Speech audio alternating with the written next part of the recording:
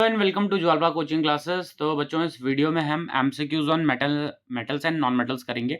इससे भी पहले कुछ वीडियोस बनाए हुए हैं और बेसिकली इस वीडियो में हम reaction of metal with other metal salt करेंगे, मतलब मेटल का रिएक्शन किसी दूसरे मेटल सॉल्ट के साथ करेंगे।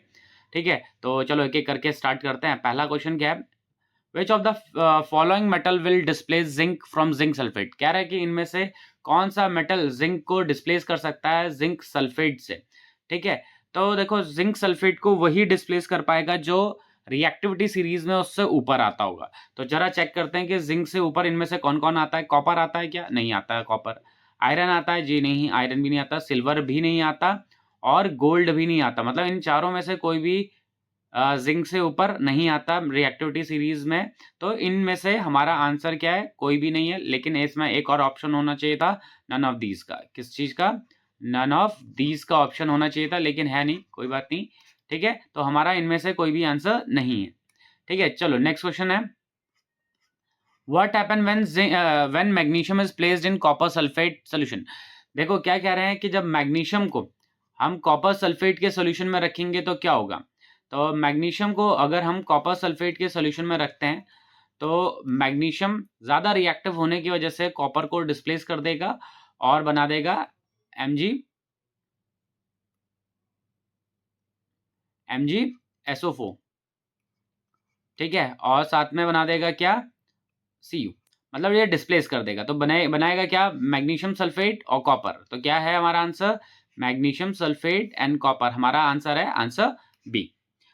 ठीक है, चलो नेक्स्ट क्वेश्चन क्या है बेटा, विच of the following is an example of displacement reaction. कह रहा है कि इनमें से कौन सा एग्जाम्पल है डिस्प्लेसमेंट रिएक्शन का। ध्यान रखना, डिस्प्लेसमेंट रिएक्शन की बात हो रही है। तो डिस्प्लेसमेंट में क्या होगा? मेटल आएगा, किसी दूसरे मेटल को उसके सॉल्ट से हटा देगा। ठीक है, तो देखो यहाँ पे AgNO3 था, Ag और Na ने अपनी पोजीशन रिप्लेस किए, तो ये डबल डिस्प्लेसमेंट का रिएक्शन है, डबल डिस्प्लेसमेंट का एग्जाम्पल है, डिस्प्लेसमेंट का नहीं है। यहीं पे अगर इसको देखते हैं तो कॉपर आया, कॉपर ने Ag को क्या किया? डिस्प्लेस किया और उसकी पोजीशन ऑक्यूपाई कर ली। तो ये डिस्प्लेसमेंट रिएक्शन का एग्जांपल है। H2 प्लस O2 ये भी डिस्प्लेसमेंट का एग्जांपल नहीं है। इसमें भी देखते हैं NaOH प्लस HCl, तो ये कैसा है? ये भी डबल डिस्प्लेसमेंट का है। तो यहाँ पे हमें सिंपली डिस्प्लेसमेंट पूछा था बेटा। क्या पूछा था? डिस्प्लेसमेंट। और डिस्प्लेसमेंट रिएक्शन का एग्जाम्पल कौन सा हमारा? इक्वेशन नंबर 2 या ऑप्शन नंबर 2, ये डिस्प्लेसमेंट रिएक्शन का एग्जाम्पल है। ठीक है, और बाकी ध्यान रखना A और D डबल डिस्प्लेसमेंट का है, लेकिन डबल डिस्प्लेसमेंट का पूछा नहीं गया है। ठीक है, चलो नेक्स्ट क्वेश्चन है, विच metal will not displace any other metal from its salt. कह रहा है कि इनमें से कौन सा मेटल दूसरे एलिमेंट्स को या दूसरे मेटल को डिस्प्लेस नहीं कर पाएगा।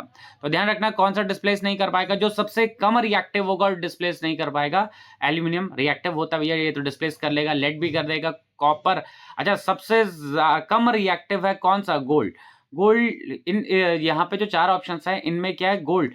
गोल्ड सबसे कम रिएक्टिव है, ना ही वो एल्यूमिनियम को डिस्प्लेस कर पाएगा, ना ही वो लेड को, ना ही वो कॉपर को डिस्प्लेस कर पाएगा। और इन्हीं चार ऑप्शंस में से हमें सेलेक्ट करने को बोल रखा था, विच metal will not displace any other metal. ठीक है, कि कह रहा है कि इनमें से कौन सा मेटल बाकी मेटल्स को डिस्प्लेस नहीं कर पाएगा।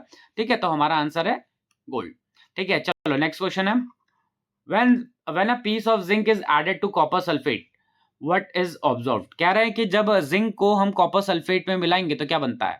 तो क्या ऑब्जर्व करेंगे? तो पहले देखो, जब हम जिंक को कॉपर सल्फेट में मिलाएंगे बेटे, जब जिंक को कॉपर सल्फेट के साथ मिलाएंगे तो जिंक कॉपर को डिस्प्लेस कर देगा और बना देगा क्या?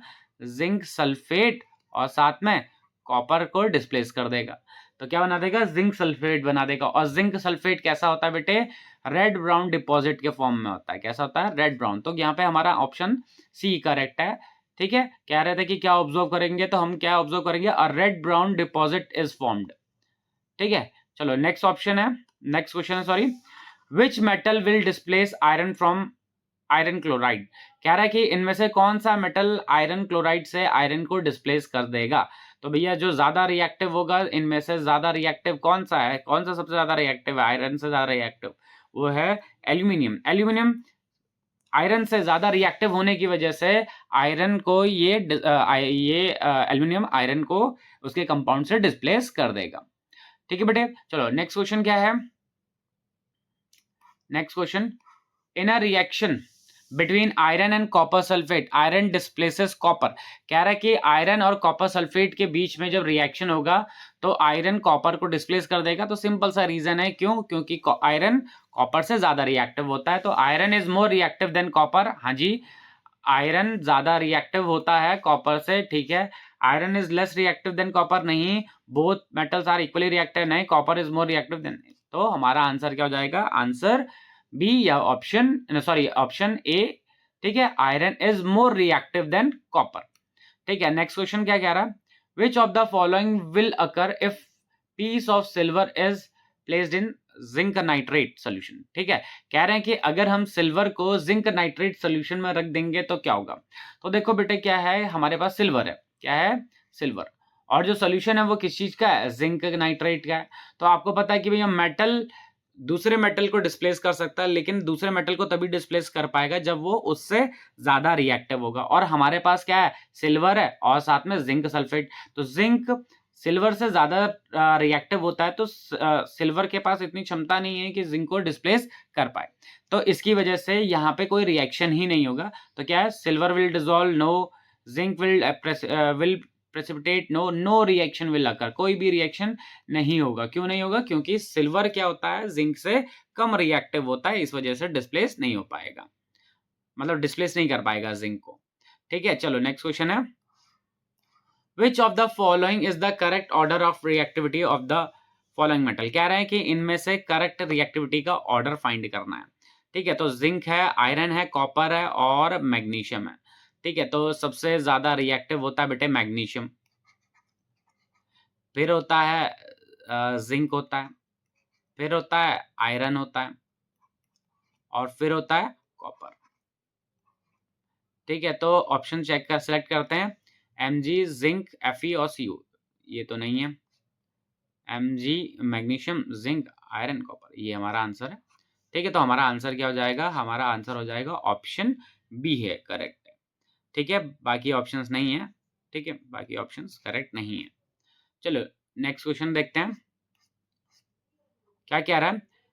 Which of the following metals can be used to displace silver from silver nitrate? कह रहे हैं कि इनमें से किस को यूज किया जा सकता है सिल्वर को डिस्प्लेस करने के लिए, ठीक है। तो देखते हैं, गोल्ड सिल्वर से कम रिएक्टिव होता है तो ये डिस्प्लेस नहीं कर पाएगा, प्लैटिनम भी डिस्प्लेस नहीं कर पाएगा, कॉपर कर पाएगा और जिंक भी कर पाएगा। कॉपर भी डिस्प्लेस कर देगा, जिंक भी। लेकिन अगर दोनों में कंपैरिजन के हिसाब से कंपैरेटिवली पूछें कि ज्यादा आसानी से कौन कर पाएगा, तो ज्यादा आसानी से जिंक कर पाएगा। लेकिन ऐसा कुछ पूछा नहीं था, इसमें से खाली पूछ रहे हैं कि इनमें से कौन डिस्प्लेस कर पाएगा सिल्वर को। तो कॉपर भी कर लेता है और जिंक भी कर लेता है, तो इसके आंसर्स क्या हो जाएंगे? दोनों हो जाएंगे, ठीक है। आई थिंक क्वेश्चंस हो गए खत्म, ठीक है। तो इस वीडियो में इतना ही करेंगे बच्चों, इतने ही क्वेश्चंस करेंगे। नई वीडियो में मिलेंगे कुछ और क्वेश्चंस के साथ, तब तक बने रहिए ज्वालपा कोचिंग क्लासेस के साथ। Okay students, bye bye.